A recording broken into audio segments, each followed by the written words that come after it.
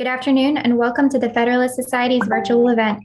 This afternoon, February 17th, we discuss a Cert Petition litigation update, United States v. Tuggle. My name is Evelyn Hildebrand and I'm an Associate Director of Practice Groups at the Federalist Society. As always, please note that all expressions of opinion are those of the experts on today's call. Today, we are fortunate to have a pair of very excellent speakers, and the conversation will be moderated by Mr. Adam Griffin, whom I'll introduce very briefly. Adam is currently serving as a judicial law clerk for the federal courts, and he is a former intern at the Institute for Justice. He's also an executive committee member of the Federalist Society's Environmental Law and Property Practice Group, the practice group that's sponsoring this afternoon's event.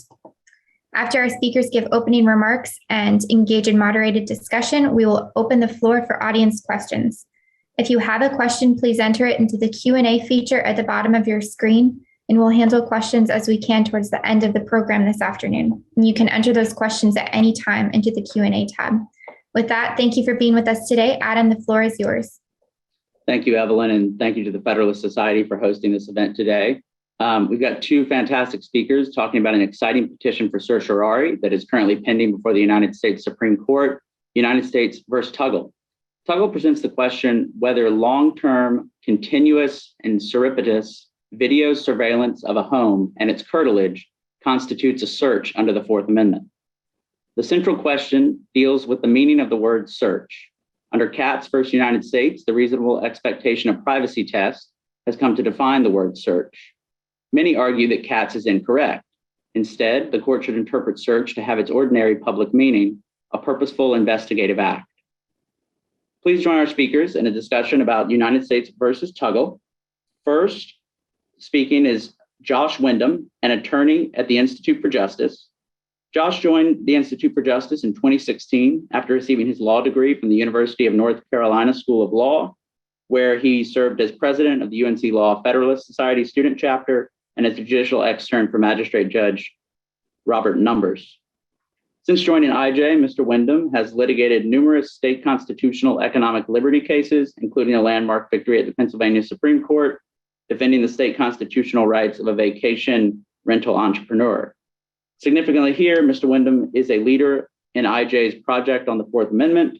He is litigating state constitutional challenges in Tennessee and Pennsylvania on behalf of property owners and defending a taxidermist in the Ohio federal court from warrantless searches of his shop. Thank you, Mr. Wyndham, for being here with us today to share your expertise and experience. Second, we'll be speaking Professor Orin Kerr, the William G. Simon Professor of Law at Berkeley Law. He is one of the country's leading scholars on the Fourth Amendment and criminal procedure. His articles are regular fixtures in judicial opinions, including frequent citations by the Supreme Court justices. Before becoming a renowned scholar, Professor Kerr served as a law clerk for Judge Leonard I. Graff of the Third Circuit, and then Justice Anthony Kennedy of the United States Supreme Court. He also served as an attorney for DOJ and a special assistant U.S. attorney. Importantly here, in addition to Professor Kerr's extensive scholarship on the Fourth Amendment, he has recently published Katz as Originalism, offering a compelling originalist and textualist defense of Katz, contrary to conventional wisdom. He also served, Professor Kerr, thank you so much for participating in today's event and sharing your expertise with us. Josh, the floor is yours. Well, thank you very much. And thank you to the Federalist Society for having me today and for Professor Kerr for hopping on here. I'll provide a little bit of background on the case and then offer some thoughts. And my thoughts will largely echo thoughts that we, kind of lay out in our amicus brief that we filed in support of Cert. So in 2013, state and I believe federal police as well in Illinois started to suspect that Travis Tuggle was involved in a meth distribution conspiracy. They believed that he was dealing out of his home, but they didn't have enough facts to get a warrant. So they went looking for more information.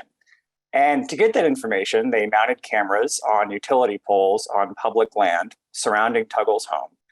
And they recorded 24/7 surveillance of his comings and goings and other activities.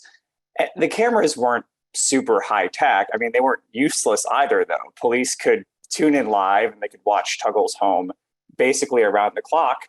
And the cameras could zoom, they could pan, they could adjust angles to get a better view. There was even technology that slightly increased their ability to see at night. And ultimately, they could run back the tape to rewatch any minute of any day at the officer's pleasure. So all of this went on for 18 months without Mr. Tuggle's consent, his knowledge, or a warrant. And eventually, police used the information they got from the cameras to get a warrant. They searched his home, and they charged Tuggle with federal drug crimes. So as criminal defendants often do, Mr. Tuggle moved to suppress. His motion was denied 3 times, I might add, and he entered into a conditional guilty plea. He eventually appealed to the Seventh Circuit, and the court held in a pretty lengthy opinion that I can't possibly capture here because it's quite long, and with some strong reservations that the poll camera surveillance didn't constitute a search under the Fourth Amendment. Now, Mr. Tuggle petitioned for cert, which is why we're here talking, and he essentially argued that poll camera surveillance is an issue that keeps coming up and on which there is a growing split of authority. Now, most circuits that have dealt with this issue seem to have sided with the government. So rather than focus on the petition itself, which we can talk about, I'm happy to, but I think it's worth briefly summarizing the Seventh Circuit's reasoning and offering a few thoughts of my own that I'm hoping can, maybe further some discussion here. So the Seventh Circuit's precise holding, this is at 511 of the opinion, was, and I'm just going to paraphrase here, that the government's use of a technology in public use while occupying a place it was lawfully entitled to be to observe plainly visible happenings wasn't a Fourth Amendment search. Now, again, the court's opinion is long. I don't want to give it short shrift, but I think it's fair to say there's 3 major / maybe 1 minor premise at play here. The first is that the Katz test applies. Now, these days, as Adam noted, the court says that there are really, this is one way to find a search, but there's really 2 ways, right? There's the government physically intrudes into a constitutionally protected area in order to obtain information. That's Jones or Jardines.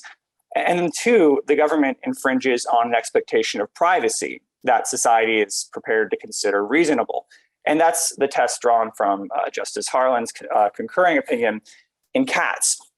Now, because the cameras were placed on utility poles on public land, there wasn't really a physical intrusion of Tuggle's person, house, papers, or effects. And so the case really comes down to the application of the Katz test. So that's what I think is major premise number 1. The second is that under Katz, people don't have a reasonable expectation of privacy in things that they knowingly expose to the public. And Katz itself said this. Later cases went on to repeat the point in different factual situations, including those involving visual surveillance of the home. There's the Ciarallo case, which involved, flyover of a backyard and aerial photos. There's the plurality opinion in Riley, where, a helicopter looked through a greenhouse in a backyard from a few hundred feet up. And even Kylo itself, which I'll talk about in a second, said, and I'll just quote here, visual observation is no search at all.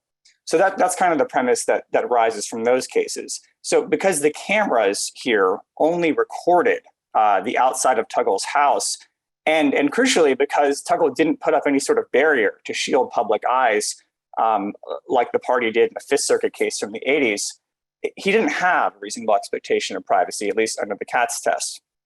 Now, the third premise, and I don't know whether to call this a major or a minor premise, is that under Kylo, people don't have a reasonable expectation of privacy against surveillance by technology that's in general public use.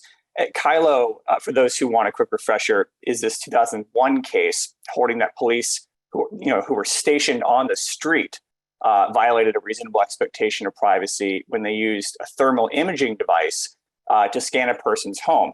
And that violated a reasonable expectation of privacy because police used a technology that wasn't in general public use to get information about the inside of the house that they otherwise could only get by physical intrusion. Now, that was a problem for Tuggle here because cameras are ubiquitous in modern society. We all carry them around every day. So the Seventh Circuit's hands were tied. Even if 18 months of poll camera surveillance might have violated a reasonable expectation of privacy under some alternative theory, the mosaic theory, for example, which I'll note the Seventh Circuit does a lot of citing to Professor Kerr's work on that front, the government wasn't using some cutting edge technology. They were using a technology in general public use, and under Kylo, that meant that there was no search. Now, part of the reason why this case has captured so much attention is that the Seventh Circuit was clearly frustrated with the decision. It was frustrated by the state of Fourth Amendment jurisprudence and by Katz and Kylo in particular. And the court clearly felt that 18 months of round-the-clock surveillance was an intrusive thing.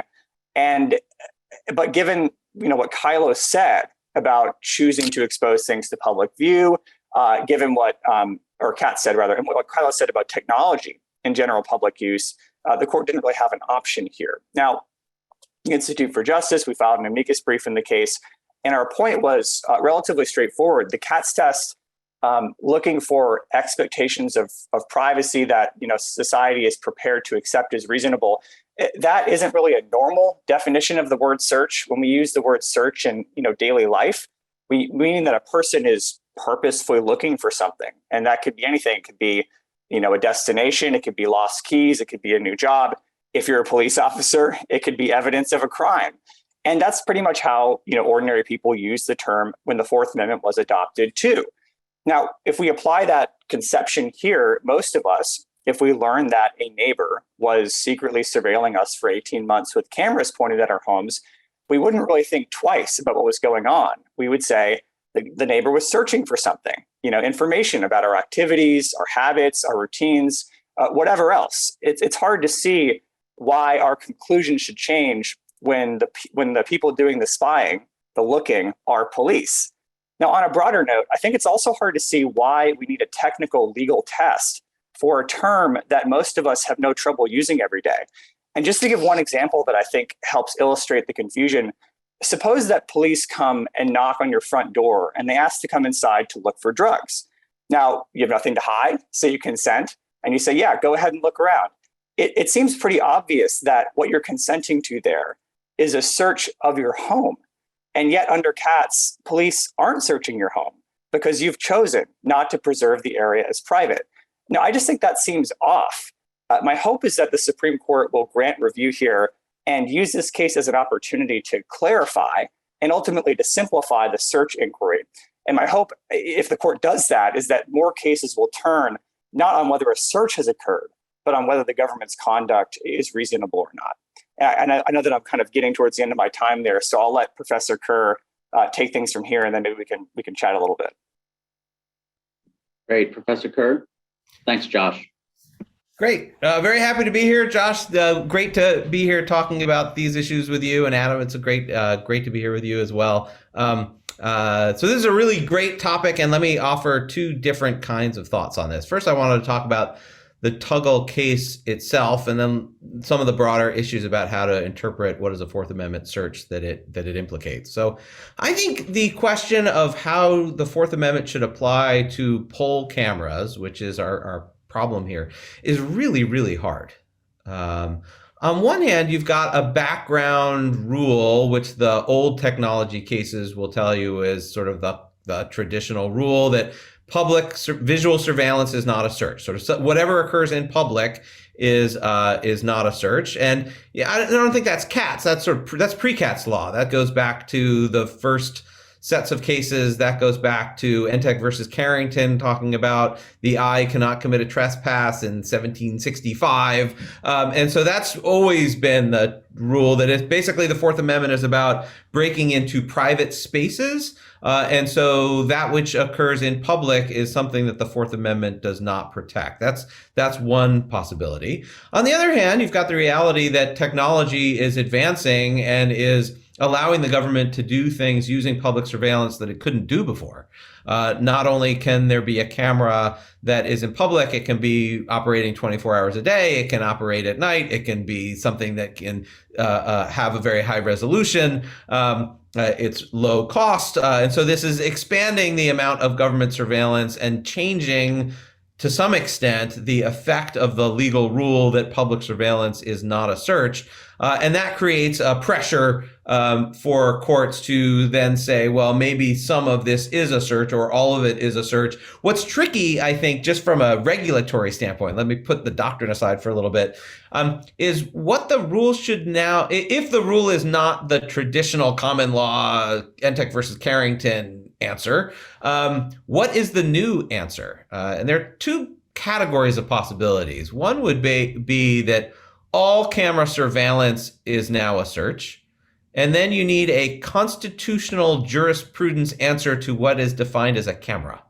And so maybe you could say, a iPhone doesn't count as a Fourth Amendment camera, but a poll camera counts as a Fourth Amendment camera. And so you have the Supreme Court craft a constitutional category of thing that is a search to prevent what otherwise would be kind of a weird result of, officer walks by a house and takes a picture of it and needs a warrant to take a picture of it or something strange like that. So that's a possibility. Another possibility is, and this is kind of like the mosaic theory, is saying that maybe it's not a search if the government uses cameras in some ways, but not others. Maybe it's not a search for 24 hours and it becomes a search after 24 hours. Or a certain resolution of the camera used for a certain period of time in a certain combination with other technological techniques. Maybe at some point that becomes a search. This is a suggestion that this is, as was mentioned earlier, the mosaic theory of the Fourth Amendment, that maybe searches are not discrete things as they traditionally have been, but maybe there's kind of a new idea that a search is some collective where you look at the mass of surveillance that occurs and then in some ex post gestalt sort of way say a line was crossed, there was enough surveillance that it counts as a search. And this is an idea which I think is very hard to administer. I don't think courts should do this, but there's a lot of interest in this approach. And so I think what makes Tuggle a hard case for the Supreme Court to take, and why ultimately I think the court should be wary about granting cert at this stage, is that most of the cases have gone in the direction of saying, as the Seventh Circuit did, that poll camera surveillance is not a search. And that if you say it is a search, you have to then say, when is it a search? And you need to grapple with which of these other two approaches you take. Either all cameras a search with a constitutional definition of camera, or sometimes it's a search depending on the circumstances, and if so, when. And I think for the Supreme Court to intervene and to try to figure these questions out, you'd want to have more lower court grappling with the options to help explore what those options might be. Because otherwise what happens is that the Supreme Court has to decide between it's not a search and it's a who knows. And so I'd love to see more exploration of what the who knows options are before it gets to the Supreme Court, because they get their one shot to figure out what the rules are. And the more lower courts have grappled with it, I think the better. So from that standpoint, just taking Tuggle as a specific cert petition, I'd be more comfortable with the justices denying cert and letting lower courts figure this out. This issue is pending en banc in the First Circuit in the United States versus Moore-Bush. I think it's also pending maybe in the Ninth Circuit. A couple circuits are all kind of trying to figure this out, and within a year or two, we'll have more cases, and that will be a good thing. The other part of this is what do you do with the Fourth Amendment test more broadly? How do you, whether it's framed as reasonable expectation of privacy or trespass, what does the test do? My own sense is that whether you apply the reasonable expectation of privacy or trespass or common meaning or anything, it all kind of leads to the same result.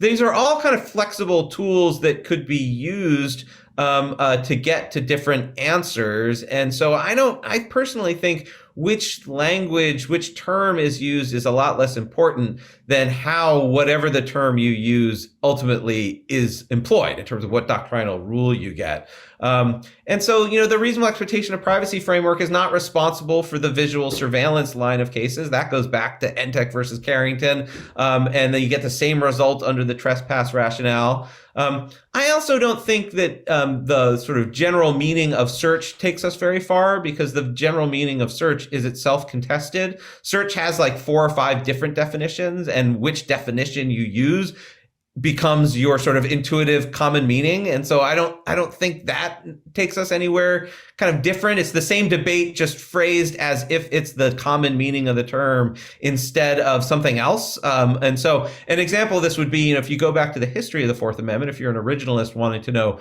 what was Congress, what were the ratifying conventions thinking of when the text was ratified? It was a response to cases like Entek and Wilkes versus Wood, where search meant physical invasion, breaking into your house and rifling through your stuff, opening your boxes, opening your locked suitcase, not suitcases at the time, but boxes and containers, and physically rifling through your stuff. That's because it's not just search. The textual language is search of houses, persons, papers, and effects. So it was search of a house was physical invasion into the house. And so, the framers of the Fourth Amendment weren't worried that the king's officials were going to show up at someone's house and observe it from public. They were worried about the king's officials breaking in, and whether the warrant they had authorizing the trespass into the house was something that was sufficiently particular and based on probable cause. So from a historical standpoint, one answer would just to be search is physical intrusion. Now, that's possible, and although a lot of us will have the reaction of, wait a minute, technology is going to alter the practical effect of that. What if you can have a technology that can see through walls? And if you can see through walls, then whether the government can physically intrude gets them to the same place if they can just use this technological device to see through walls. And that was Kylo. And that's this general, I think the reasonable expectation of privacy is just sort of recognizing that there are virtual spaces, technological versions of what was at the time of the enactment of the Fourth Amendment physical invasion into a private space, and we should recognize those technological alternatives and technological substitutes really for the original physical act. So opening someone's mail is technologically very different from opening someone's email, accessing someone's email on a server, but the end result is the technological equivalent, and those should be treated the same way. Well, what rule do you use to get there? I think the reasonable expectation of privacy framework is basically the originalist Fourth Amendment with a technological substitutes take on it to ensure that the Fourth Amendment doesn't become outdated over time. You can get there using different words, you can get there using the text, but I think it's all kind of the same inquiry. So my own sense is that I hope the Supreme Court doesn't take Tuggle, because I think it's going to be hard for them to figure out what the alternatives are. But once they do take a poll camera case, I'm sure they'll take one eventually, it kind of doesn't really matter that much how they phrase it in terms of reasonable expectations of privacy, just using the text of the Fourth Amendment. It's the same set of questions, and the question ultimately is how are they going to resolve them? And I think they don't need to depart from current doctrine to do that, because it's all the same sets of options, no matter which sort of doctrinal words they ultimately use. And so with that, I'll pass it back. Thank you, Professor Kerr. Let me ask one question of each side and then open it up for discussion, if that works. Josh, so under your view, you would have the court adopt some kind of ordinary common meaning of search. Does that mean that a lot of things would be search, and that everything would be, all the weight would be on reasonableness? Would that really broadly expand the scope of the Fourth Amendment by having a more broad and capacious view of search, rather than the more limited or constrained view that Katz has that gives some judicial discretion there? Yes, well, I think it would open up the threshold inquiry a fair amount, such that more courts were looking at more government conduct. But I don't think that necessarily means that more cases would turn out remarkably differently. I think that more cases would have to reach the reasonableness question. So just to give the example I mentioned earlier about consenting to someone coming in your house. I mean, I think if you consent to an officer coming in to look around for drugs, under my theory, that's a search, but it's a categorically reasonable one because you've consented to it, right? So I think a lot of the things that are built into the reasonable expectation of privacy framework would bear on reasonableness, under the kind of regime that I'm advocating for here. And I just want to add one thing. I don't think it's necessarily true that this all kind of leads to the same thing no matter what tests you use, to Professor Kerr's point. I mean, if you use something like the ordinary meaning test that I'm proposing, I think it's definitely the case that done would have come out differently. That would have been a search. And the reason I think that is that it's not the case that, earlier, Professor Kerr, you mentioned searching of persons, houses, papers, and effects. The Fourth Amendment doesn't say searches of those things. It says you have a right to be secure in those things against unreasonable searches. And I think there's a fair construction of the amendment that says, well, the government can conduct a search right? And that search could violate your right to be secure in your home, even if they're not breaking the walls of the home. And I think that's exactly what we had in a case like Dunn. So I think that some cases would actually come out differently. Thanks, Josh. Professor Kerr, you can respond to that. And then also the question that I had for you was, you gave kind of sort of two working principles to start. There's the sort of original rule, the original expected application, physical intrusion of the house, but there's this background rule that anything in the public doesn't violate the Fourth Amendment. The eye, what's the phrase? The eye can't violate the Fourth Amendment, or the eye. No trespass. The eye can't commit a trespass. And then you have the new technology problem that are we going to hold that the ordinary public meaning of search, and then we have to kind of define what kind of cameras violate, or what kind of cameras search and what kind of cameras don't. And my question was, why wouldn't that framework work? Why wouldn't it just be, well, any camera, every camera is a search, but then the gatekeeping function falls to reasonableness rather than on search? Yeah, so let me respond to Josh first. There are a couple of things. First of all, on the open fields doctrine in United States versus Dunn, I think that's exactly correct from a textualist standpoint, because the Fourth Amendment is searches of houses, persons, papers, and effect. And all Dunn said that is that if you're really far away from the house, it's not a search of the house.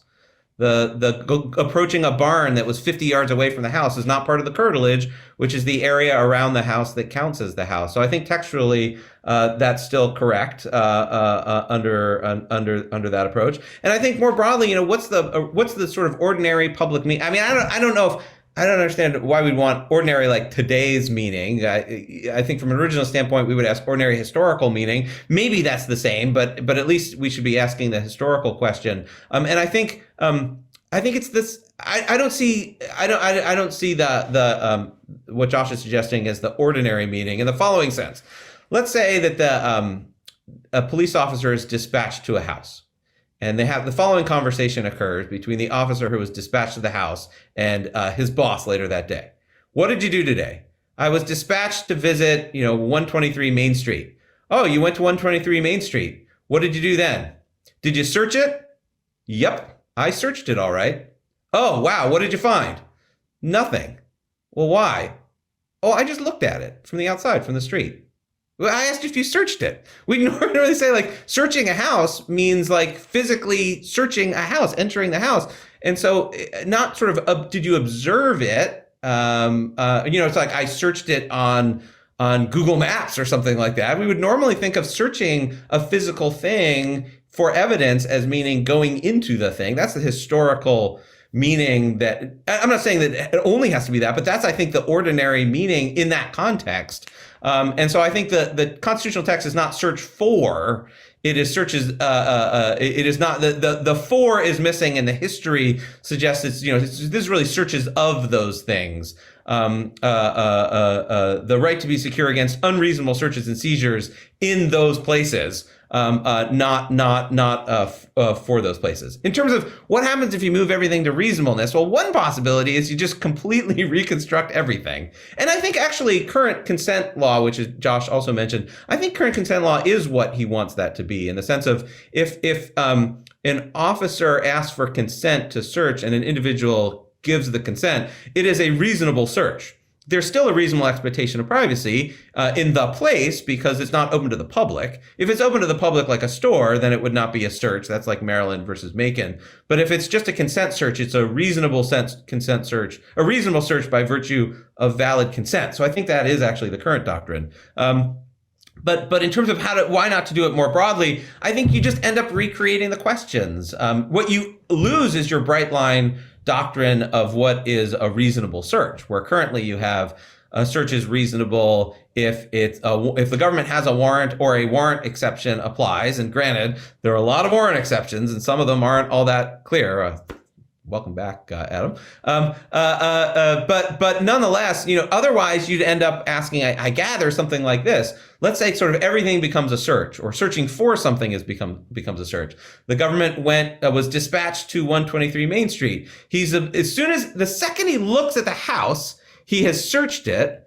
But then maybe you say that's reasonable. Well, what's the moment that it's unreasonable? Maybe the search becomes unreasonable without a warrant as soon as he steps onto the curtilage without implied license. Well, that's just the same inquiry, just taking the search inquiry into the reasonableness inquiry. So it just seems to me ultimately it's moving boxes around in a way that I don't kind of understand why we would want to do that, in that it oversimplifies what is a search and creates some sort of arbitrary line there, and then dramatically complicates this question of what is reasonable. And I think it just makes more conceptual sense to take the what is the act, which is the search, and then what is the justification, which is the reasonableness question, and keep those conceptually separate. And it's not clear to me that you gain a lot by combining them. Well, I think that makes sense. I don't think that the argument would be to combine them. I think it would be the search is a discrete inquiry. And correct, if someone just walked by and observed the house, it might not be a search. But if they went to look at the outside of the house to gather some information from the outside of the house, then that might be a search. Whether it's reasonable or not would be a separate inquiry. You would then look to whether you violate common law or positive law, or whether you had a reasonable expectation of privacy. The search inquiry would be, did you look at the outside of the house to try and get information? If you tried to get information from the outside of the house, it's search. But then, is it reasonable? Would be, did you violate the common law, or did you violate the positive law, or did you have a reasonable expectation of privacy in the outside of your house? Just to add one thing to that, so I generally agree, Adam, with that. But there's also that highlights a distinction between a lot of the cases cited in the Seventh Circuit's opinion in Tuggle. Just to bring us back to Tuggle a little bit, there's a lot of citations to these cases that basically say, well, the Fourth Amendment doesn't require police to shield their eyes when they happen to be walking by a home. That is just markedly different from mounting cameras around a home and staring at it for 18 months and then recording all of it, right? So there's something about the intentionality of that activity that really gets at the core of what the Fourth Amendment is about. And you see that in both some reasonable expectation of privacy cases, but you also see it in like the Jones-Jardines framework, where it's like physical intrusion for the purpose of obtaining information, right? So there's kind of an intentionality and purpose element to all of this that I think is captured at least in the test I'm proposing. But I wanted to just one more thing. I know that we could probably talk all day about this stuff. I had a question for Professor Kerr that I was thinking about when looking through some of these cases again. And I just wonder, Professor, what you think of Kylo itself, because or whether you think the Seventh Circuit's characterization of Kylo is correct. Because, Kylo purports to construe Katz, but of course, Justice Scalia himself, who wrote Kylo, was like very Katz skeptical. And so it's hard to tell. Do you believe that Kylo is like a faithful construction of Katz, or do you see Kylo as maybe like a weird kind of bastardization of Katz? Because ultimately the Seventh Circuit's concern, right, is that Kylo, which purports to apply Katz, is actually like this erosion cycle, right? That as technology advances, we just ever increasingly lose Fourth Amendment rights. And I just kind of wonder what you think about, given your recent article, what you think about all that. Yeah, I think this is, it's tricky because the boxes here are themselves really murky, and then it becomes like, how do you construe this one murky box against this other murky box, and trying to come up with an answer is what is the correct way to read them actually becomes kind of an exercise in faith as much as it is just doctrinal description. But it seems to me that Kylo was it's not obvious to me that Kylo is really shedding a lot of light on poll camera surveillance, in the sense that first Kylo says it's about, revealing details of the insides of the home. And here we're talking about revealing details of the outside of the home. So you can just say on that ground, Kylo is completely irrelevant to poll cameras because it's not about revealing the inside of the home. And then Scalia had the point about, well, if it's in general public use, it's different. And first of all, that was a possible claim. It's not obviously embraced in Kylo. So it's not obvious that that's the rule that emerges, or if that's at least in those circumstances, it clearly applies. We'll debate that in other circumstances where it doesn't. But I took Scalia to really be concerned with, well, what do you do about like flashlights and eyeglasses? And there are all sorts of technological tools that the government has traditionally used to find out the details of the inside of the home that nobody thought were objectionable. How do you say that is okay, but using the thermal imaging device is not okay? And I think Scalia's answer is like, this is new. this is a new technology that's changing everything, and we're going to treat that differently. How are we going to distinguish new technology from old technology? Well, it's not in general public use. Maybe that's the line. And he took, a reference point from some prior cases. Well, to be fair, I think he's trying to capture. Kylo talks about social expectations, for better or for worse. Like, that's the language Justice Harlan uses.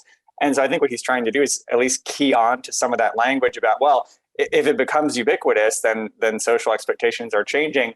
And I know that you've got a different kind of view of Katz than maybe that. But I mean, how do you thread that needle? Because I mean, Katz says what it says. I mean, do you kind of not take Katz at its literal word? No, I mean, I do take. Well, I mean, I think Katz. There are not a whole lot of literal words. Katz's concurrence from Justice Harlan, and it's like 2 paragraphs, and then everyone's been trying to infuse meaning into that. And I think the counter argument to that reading of Kylo is Carpenter, the Supreme Court's 2018 case on cell site location information, where the court takes the exact opposite view of it and says that it's the fact that the government can invade privacy so easily is the reason for why there needs to be a reasonable expectation of privacy in cell site location information. So that is like, you don't have a reasonable expectation of privacy, therefore you must have a legal reasonable expectation of privacy. Sort of facts, what the facts give away, the law gives. And it's both Kylo and Carpenter are consistent with this equilibrium adjustment idea of having rules that are protective against new technologies that are giving the government powers it didn't have before. And then the line about general public use becomes kind of a potential line drawing that Scalia had. And this is sort of the, I think Justice Scalia once said that he hated Fourth Amendment cases. He hated writing them because they were all so fact specific, and it just he never liked them. And he a lot of times in his Fourth Amendment cases would have dueling footnotes where you're like, wow, that's really what the debate is about. And I think to some extent that's true of Kylo and it's true of Jones, where there's a lot that's undecided in those cases that's really important, that's hinted at in footnotes, and you kind of wish there was more of an opportunity to figure out like where the court was going. But I think the answer ultimately to what to make of Kylo is that, Carpenter takes some of the same concepts, and Carpenter's more expressly about reasonable expectations of privacy, and just goes in the exact opposite direction. And so you can kind of take that in either way, I think. I think that this great answer, very substantive. I think that takes us into our questions. I want to make sure we have 6 questions in the queue. I want to try to get to as many as we can. The first one says, does Carpenter versus United States do anything to help Tuggle's case? In that case, the court held that government collection of extensive amounts of cell data over a long period of time was a search, even though the data was turned over to a third party. Could this be extended to extensive surveillance in public? Well, I mean, go ahead. Go ahead, Professor. Okay. Well, yeah. I mean, I think if you're on Tuggle's side, Tuggle is another Carpenter. And so that's the argument that, and what's interesting, so one thing about Carpenter says you have a reasonable expectation of privacy in the whole of your physical movements. No majority opinion of the Supreme Court had ever said that or even suggested that, but the court announced it based on some concurring opinions in Jones, which themselves had been a departure from prior law. So now we have this idea that maybe you have a reasonable expectation of privacy in certain facts, which seems divorced from the text because it's no longer specifically, but you can make it about houses in the context of poll cameras. And so maybe if you have a reasonable expectation of privacy in the whole of your physical movements, you have other new kinds of reasonable expectations of privacy. And so I think Carpenter is a lot of a basis for Tuggle's claim. At the same time, you can flip that. The government should be arguing that Carpenter says you have a reasonable expectation of privacy in the whole of your physical movements, and the nature of a poll camera, its essence is that it is fixed, right? It is from a pole, it is from a spot, not observing the whole physical movements, and that just gets to the uncertainty about what Carpenter meant by whole of the physical movements. We don't know; it's only one case, but that could kind of go in different directions, and I think Carpenter is going to be really in play in the poll camera cases. And then one last thought, and Josh, sorry, I'll send it to you. One fascinating part about Carpenter is that the personnel of the court has changed since Carpenter in 2018. So we don't know where the majority is on a Carpenter-like case on the current court because that majority is no longer there. And so who lines up where is going to be super interesting to find out. Yeah, and just to add one thing, I mean, a lot of the debate surrounding what is the post-Carpenter world and how does it all work now, has to do with like prospective and retrospective information. So, I mean, Carpenter talks about historical cell site location information, right? And one thing the Seventh Circuit said in Tuggle, which I think is a little bit bizarre, honestly, but the court said, well, this isn't historical information. It's live. It's a live stream. So it's, it's a real-time tracking of it's of course a silly distinction because it's all recorded and they can watch it all back. So I didn't quite grasp what the Seventh Circuit was doing there. But in any case, I think this question of like prospective and retrospective information tracking is a big part of the discussion right now about what Carpenter really means. So our next question is, if the court were to rule that all cameras are a search, how does this possibly impact law enforcement's use of body cameras? Yeah, well, I mean, the Seventh Circuit was concerned about body cameras. In its opinion, one thing it kind of flagged is that we're closely approaching like a ubiquitous camera world where, traffic lights and convenience stores and police badges and cars and doorbell, the Ring cameras, right? Like all of that have there's cameras and all of that. We all have cell phones. Now, the question of body cameras, I mean, I think that, in my view, is probably going to constitute a search if it's, for the purpose of investigation. So just to give you an example, if an officer is rooting around in someone's backyard and is using, has a body camera on, and the purpose of having the body camera on is to obtain information or evidence of a crime, right? In the course of doing that, in my view, is a search. If they just happen to be walking down the street and there's a body camera mounted on them, in part as a defensive mechanism, right? Against, if somebody accuses the police of doing something wrong, they want to have footage to prove that they didn't do something wrong. Like that's not an investigative purpose at that point. So I think purpose actually does play a big part in, at least under my theory, whether a search has occurred. Professor Kerr? Yeah, I mean, I think investigative purpose it's hard to say investigative purpose should make a difference as compared to just intent to obtain information. At least it seems to me, because then what is an investigative purpose? Well, that line is tricky. What are you investigating? The government's always looking with intent to obtain information. It's sort of the nature, I think, of that. I think once you say that, this is the challenge of saying all poll cameras or the category of technology is a search, you then need the judges to give a constitutional category to define what is this thing which is a search. And the way technology works, it doesn't fit categories, right? We don't have it's not like there's one product for sale which is poll camera and that everything else is technologically different, and you can say the court is ruling for poll camera. So you either define it based on how it's used or its technological abilities, and then you run into all sorts of problems of defining other things. What can you do that? Can you do that? And this is, I think, the challenge. This is why it'd be helpful to have more percolation, more lower courts grappling with these issues that say there's a search and try to figure it out. And we talked about the Seventh Circuit's opinion. The Seventh Circuit's opinion is kind of all over the map. I think it's grappling with these ideas, and it's like, how about this? How about this? I don't know. And ultimately, it reaches this conclusion: okay, this is not a search, but it's such a hard problem of trying to come up with the line drawing once you say it is a search. And I'm not against that, I should say. I just think it's a really hard line drawing problem to identify that which would require a warrant or would be a search and require constitutional oversight. A statute can come up with sort of arbitrary definitions, and you can update the arbitrary lines, and over time when technology changes you can have a different rule, but it's hard to do that through constitutional doctrine to have an arbitrary technological definition. So go ahead. So as one way to define it is that whenever a camera is installed for the purpose of investigative or acquiring information, then whatever the technological device, if it acquires information, then it's a search. And the other option is defining the technological device. So the technological device. So, if it follows you around everywhere you go, like in Carpenter, it's a search. If it's just stationary, maybe it's not a search. there would be kind of a fact-specific inquiry versus a definition if it's acquiring information for investigative purpose, or if it's acquiring information, then it's a search, right? Like, so there are two kind of different ways to look at that.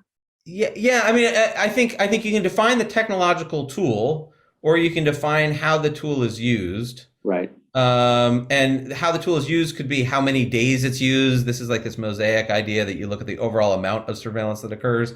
Or, can the tool turn directions and focus? Does it have something to help it look at night?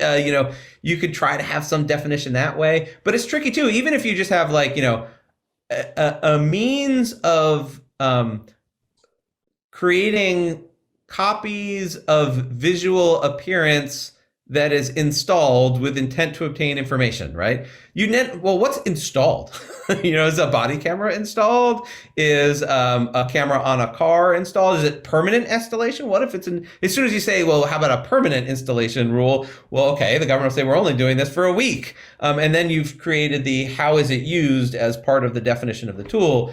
It's just, it would be it'd be a weird world if the rule were every camera used by government is a Fourth Amendment search, because you either need to say the government is not allowed to have the cameras that everyone else is using, or there's some special reasonableness rule for government cameras, which ends up just sort of recreating the problem in a different box. So we have thank you for that. So we have our next question from Isaiah McKinney. He asks, would the founders/English common law have understood a soldier standing outside of someone's house continually to be a search? I think that's a historical question. I don't know the answer to it. Honestly, it's one that I think it's worth researching when we get kind of into these historical fact patterns, right? But I mean, I'm inclined to think that probably the founders wouldn't have been concerned with that unless it were the case that the activity was some kind of common law tort. Yeah, we don't. Here's what's tricky is we have the Fourth Amendment was enacted in response to a very specific set of historical events and decisions that were very narrow in their fact pattern. It was physical intrusion, breaking into a person's house and rifling through their stuff, and breaking into their boxes. And so what would the framers have thought about officers standing outside someone's house for a long period of time? Well, no one ever expressed an objection to it. Either it never happened or it happened and no one cared. We don't know. Even the idea of, part of that, like the idea of curtilage around the house, which is today the framework, which, we bring back to the Hester case in 1920, which Justice Holmes said was common law, but I don't think that was true, was that, there's curtilage around the house and the officer can't go into the curtilage, and that would have been considered a trespass. Maybe we don't really have evidence that historically that was understood either. That's kind of a 20th century gloss on Blackstone, which great is common law, but not in the same context. So I don't think we have, I think what would the framers think about these fact patterns just sends us, it just becomes another way of channeling the question of what do we think about them, we who have studied the framers. And so I don't think it ends up telling us, because we just have so few facts on this. And the broader challenge, I think, here is that what is a search was not something that anyone cared about in the enactment of the Fourth Amendment. The Fourth Amendment was all about general warrants. That was the problem. That was what everybody talked about is, when the government is breaking into someone's house, when the government is breaking into someone's workplace, is the warrant they have something that's based on probable cause? Is it narrow to certain evidence, or are they just breaking into everyone's house? And that was the obsession, general warrants. And this earlier part of the constitutional text about unreasonable searches and seizures, that no one talked about that. And so that's a challenge. There's not a history here, and there's not a set of practices we can really look to. We've got a fact pattern, and then we have the question of what's the level of generality to apply to the principles of the fact pattern, and that can be construed lots of different ways. Yeah, and this is actually part of, what you're saying there, Professor Kerr, is part of why I don't think that it ends up being the case that a lot of Fourth Amendment cases just turn on the threshold question. And your point that the framers weren't really concerned with the definition of search and weren't really debating what it meant. like signals to me that that's not where the rubber should really meet the road in Fourth Amendment land, which is why I'm kind of advocating for a version of this that would actually place more substantive burden on the reasonableness inquiry. I understand that it's relatively simple right now in the sense that we just say like, oh, warrants are required and here are a few exceptions, but maybe it gets more complicated, right? If we actually have to take a harder look at more government conduct. Yeah, and then the flip side of that is that the whole idea of police didn't exist at the time of the framing. So this is an added complication. So and in warrants, it looks like were only obtained in stolen goods cases. So the whole search warrant process, if you look back in like the common law treatises, there's thousands of pages of common law rules and like search warrants and investigate. There's like 3 pages. Like no one cared about this stuff. It was just for stolen goods. There were no professional police officers. Like, so all of this is kind of a modern problem where we've got a couple historical examples, but the history is not giving us a lot of answers, I think, one way or the other. I think that's Davies' large article on the Fourth Amendment talks a lot about the history of policing at the time, the discretion officers had, and that the general warrant concern came from the fact that they thought common law had policed officers' discretion to such a great degree that the general warrant was the big exception, that warrants were kind of already policing it because they didn't have the discretion to act without a warrant to begin with. So it was the general warrant that was the real problem they were focusing on. But then when you get into a world where you have a lot of police discretion today that didn't exist at the founding, does that first provision step in and cabin the discretion of officers that didn't exist at the founding because the common law bound the officer's discretion, and whether those common law rules were somehow fixed by the Fourth Amendment and cabin that discretion today? Our next question is, Orin mentioned the mosaic theory as one way to distinguish certain camera searches from other camera searches. It seems like the Jones concurrence and the Carpenter case have already adopted the mosaic theory for long-term gathering of public information, and it is not a stretch at all to apply their holdings to poll cameras. Why do you think that the court would not simply apply Carpenter and find that the Tuggle poll camera was a search? Yeah, Carpenter expressly declined to address this issue. So that was a case involving a certain amount of information gathered, a certain number of days of cell site location information, and the court in a footnote said, we're not addressing whether it would be a search if it were less than this number of days. And so the reason why I think that the mosaic theory is still up in the air is that is the mosaic theory question. Is there some small amount of surveillance is not a search and it only becomes a search if it's a lot of surveillance? Or is it just cell site location records, one data point is a search, and I don't care whether it's one data point or a million data points. That's how particular the warrant is, but it's all a search. Or is it like, well, an hour is okay or a day is okay? And lower courts have been trying to figure this out. They're dividing over this question. So I think, you had the Jones concurrences, which were really like a paragraph suggesting dramatic changes in the law. Each of them had sort of like these sort of really novel ways of thinking about it. They're not majority opinions. Carpenter then takes pieces of those and forms a majority view that there's a new kind of reasonable expectation of privacy in the whole of physical movements, but doesn't answer whether it depends on how much surveillance applies in that case. Now, you could take the view that Carpenter itself is grounds to say that poll camera surveillance is a search, and that could be also short-term poll camera surveillance. Or you could say there's a mosaic view, and I think Carpenter neither accepts the mosaic view or rejects it. It's just, it doesn't answer it one way or another. So yes, it'll definitely be part of the mix when the court takes a poll camera case. I just don't think that it's resolved yet in the cases. Yeah, which is why the Seventh Circuit said, the Supreme Court has never told us we must apply the mosaic theory. And so, like, what do we do here with Carpenter, given what Carpenter says? And the issue that the Seventh Circuit has with relying solely on Carpenter and even Jones is that these are cases involving movement in public spaces, and like what can we discern about a person's life from the whole of their movements?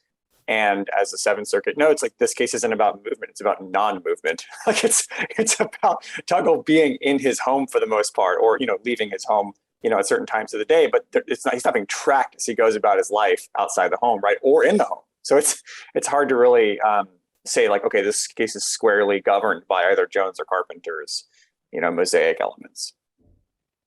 So we have I think this will be our last question. And so if you kind of want to work closing remarks into this, that might be good.